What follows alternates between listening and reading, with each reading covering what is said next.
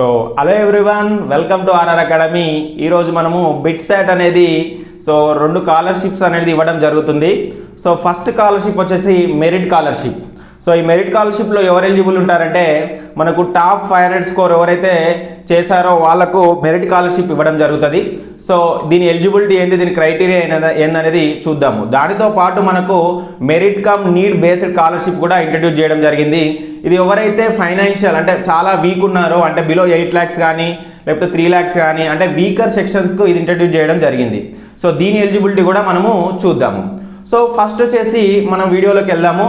So first మనం ఏమని discuss చేసాం, మెరిట్ స్కాలర్షిప్ అని డిస్కస్ చేసాం.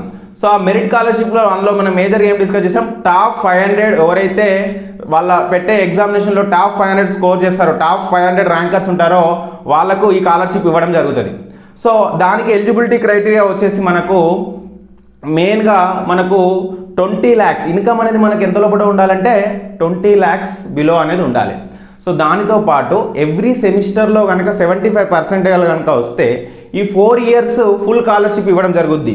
అంటే అప్రాక్సిమేట్లీ మనకు ఎవ్రీ సెమిస్టర్కి 2.5 to 2.75 lakhs అనేది మనకు బిట్సాట్ ఫీజు అనేది ఉంటుంది. అంటే ట్యూషన్ ఫీజు ఎంత ఉంటుంది ఎవ్రీ సెమిస్టర్కి 2.5 lakhs to 2.75 lakhs అనేది మనకు అప్రాక్సిమేట్లీ మనకు సెమిస్టర్ ఫీజు అనేది ట్యూషన్ ఫీజు అనేది ఉంటుంది.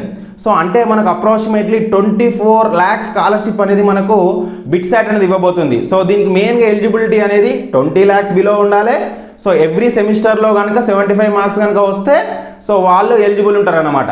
సో నాకు ఫస్ట్ ఇయర్లో నా ఫస్ట్ సెమిస్టర్లోనే రాలేవు అంటే సో మీకు ఫస్ట్ సెమిస్టర్ వరకు ఉన్న ట్యూషన్ ఫీజు అనేది వాళ్ళకు ఫ్రీ ఉంటుంది.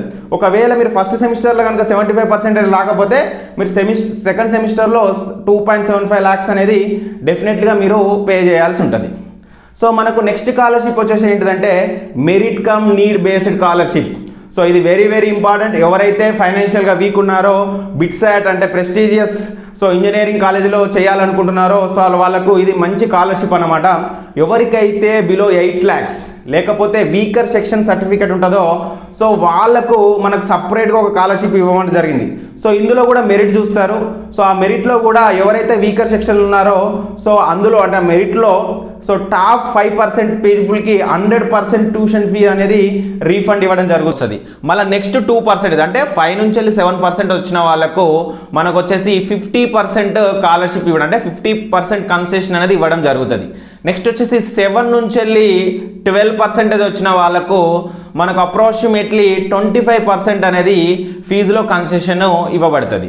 నెక్స్ట్ మనకు 12 నుంచి 22% వచ్చిన వాళ్ళకు సో మనకు 10% కన్సెషన్ అనేది ఇవ్వబడుతుంది. సో ఇది వచ్చేసి మనకు మెరిట్ బేస్డ్ స్కాలర్షిప్. సో మనకు ఇప్పుడు 2 స్కాలర్షిప్ మీకు అర్థమైనాయి అనుకుంటున్నాను నేను. సో మనము నెక్స్ట్ వీడియోస్లో సో ఎగ్జామినేషన్ ప్యాటర్న్ ఎలా ఉంటుంది, సో ఎగ్జామినేషన్లో ఎలా మార్క్స్ ఈజీగా స్కోర్ చేయగలుగుతాము, నెక్స్ట్ వచ్చేసి కట్ ఆఫ్స్ ఎలా ఉన్నాయి, సో నెక్స్ట్ వచ్చేసి ప్లేస్మెంట్స్ ఎలా ఉన్నాయి అనేది మనము నెక్స్ట్ వీడియోస్లో చూద్దాము.